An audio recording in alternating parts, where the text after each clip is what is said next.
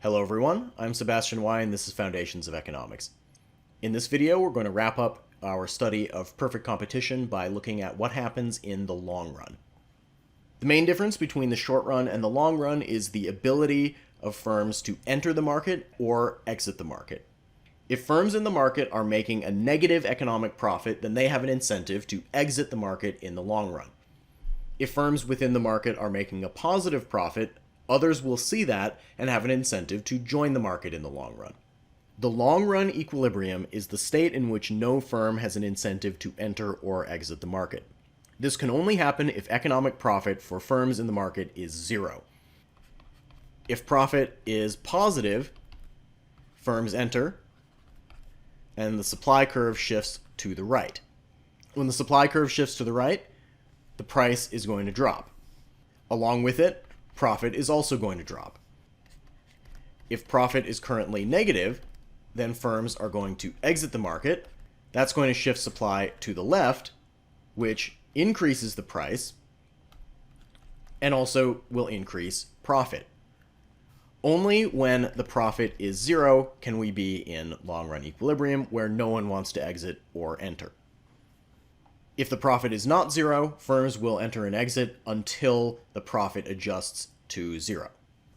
In the last video, we talked about the idea that to maximize profit, firms produce the quantity such that price equals marginal cost.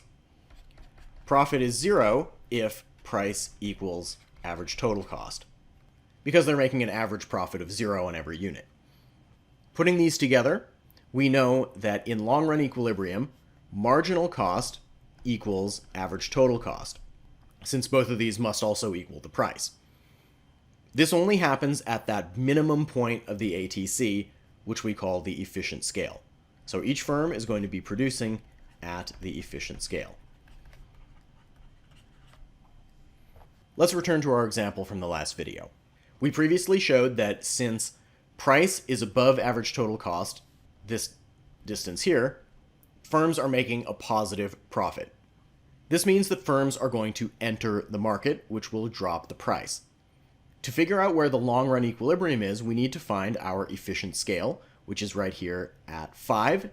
At that point, the marginal cost and the average total cost are both 30. That tells us that the long-run equilibrium price will be 30. So we can take that price of 30 and draw that all the way across over to the market side.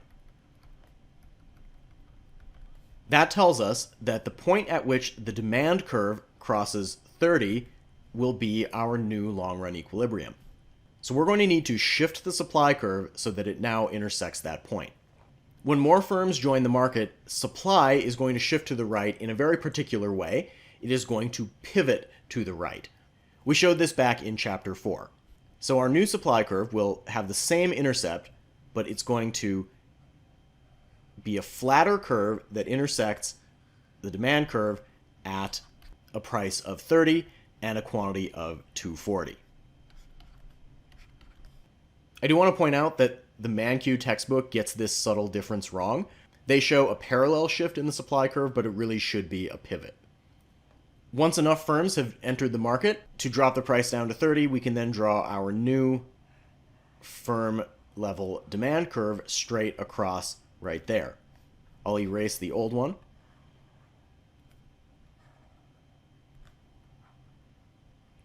And we can see that price equals marginal cost right here at a quantity of 5.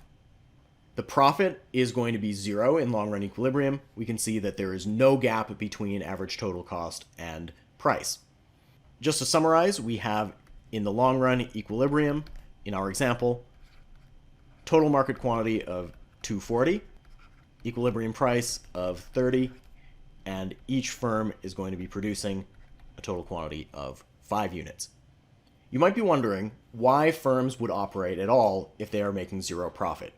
The important thing to remember is that we are looking at economic profit when we say profit here. The definition of economic profit is total revenue minus explicit cost and implicit cost. If this is equal to 0, then our accounting profit, which is total revenue minus just our explicit cost, has to be positive since we are not subtracting that implicit cost. Zero economic profit means that being in the market is equally good to not being in the market. But it also means that the firms are making money. More revenue is coming in than explicit costs are going out. Our final topic for this chapter will be to look at how comparative statics works in the long run. We're going to assume that our market is starting out in long run equilibrium like we see in the graph. I've erased everything from the short run that we had before. In our long run equilibrium, everybody's making zero profit. Suppose that our demand curve shifts to the left by 160 units at every price. I'll draw that in on our market side. So our demand curve goes from an intercept of 360, subtract 160 to get 200, and then we're going to go and do that at every point to draw in our new demand curve, which is going to look something like this. We can see that our equilibrium price has dropped from 30 down to 20, at least in the short run, and our equilibrium quantity in the market is going to be 120. As before, we're going to carry our new market price all the way over to the firm side, and that's going to give us our new firm level demand curve, which is going to look like this. Where this crosses our marginal cost curve will give us the quantity produced by each firm. In the previous video, we got a firm level supply function, P minus 10 over 4, which is going to be 20 minus 10 over 4, 10 over 4, which is 2.5. Average total cost at this point is 50 over Q plus 10 plus 2Q. Plugging in our numbers here, we get 50 over 2.5 plus 10 plus 2 times 2.5. That comes out to 20 plus 10 plus 5, which is 35.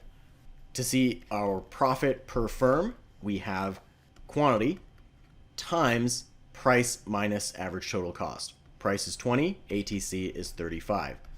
This comes out to negative 37.5. To see this on the graph, we essentially have this box right here. Since average total cost is greater than price, we have a negative profit and firms want to leave the market. So far what we've done is just our short run effect. Both quantity and price decreased from the long run equilibrium over on the market side. Each firm is producing less output than before and taking a negative profit. In the long run, firms are now going to want to exit the market.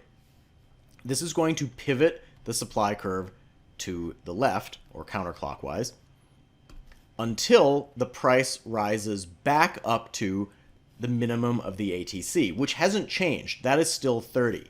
So we know that along our new demand curve, this point right here, worth a price of 30, is going to be our new long-run equilibrium. I can then draw in our new supply curve, which actually happens to be the same one that we had originally in the last video. That definitely does not have to be the case. And this tells us our new long-run equilibrium, which is right here at a price of 30 and a quantity of 80. Carrying that new price of 30 over to the firm side, that demand curve is going to go back up to where it was before, and each firm is going to resume producing 5 units and making zero profit. What we learned from this example is that no matter what happens, the long-run equilibrium price is determined by the minimum of the ATC. In our example, the demand curve shifted, but that did not affect the marginal cost and average total cost curves. That is the only thing that matters for the long-run price.